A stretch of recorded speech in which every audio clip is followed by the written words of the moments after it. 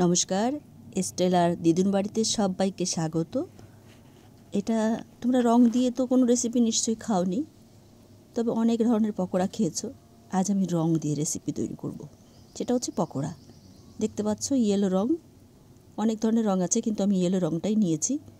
দিয়ে দিয়েছি পেঁয়াজ, কাঁচা লঙ্কা, তোমরা অনেক কিছু দিতে পারো, ধনে পাতা দিতে পারো, কারি পাতা দিতে পারো। দেখো সব সুন্দর করে গুলে নিয়েছি। খুব শর্টেই ভিডিওটা দেখাবো, বড় ভিডিও করব না। তো ভালো সুন্দর করে মেখে ফ্রাই প্যানে একটুখানি সামান্য তেল দিয়েছি, তেলটাও খুব কম, ব্যাস চামচ দিয়ে হাত লাগানো কোনো প্রশ্নই আসে না। একটু একটু করে দিয়ে দিয়েছি। তারপরে এক সাইড হয়ে যাওয়ার সঙ্গে সঙ্গে উল্টে দিলাম, দেখলাম বেশ সুন্দরই হয়েছে। কালারটা যা হয়েছে না, আমি কিন্তু একটু হলুদ দিইনি, কারণ যেহেতু হলুদ রং তাই আর হলুদ দেওয়ার প্রশ্নই আসে না। এটা খুবই সুন্দর হয়েছে দেখতে, কালার প্রচণ্ড কালারফুল হয়েছে দেখতে।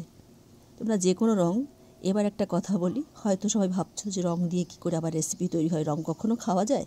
অবশ্যই খাওয়া যায়, যদি কিনা সেই রংটা তোমরা নিজে হাতে বাড়িতে তৈরি করো। বাজারের কেনা রং দিয়ে কখনো এটা করতে যাবে না, কারণ সেটার মধ্যে অনেক ধরনের কেমিক্যাল দিতে পারে। ফুড কালার সামান্য পরিমাণে দিয়ে রং তৈরি করে।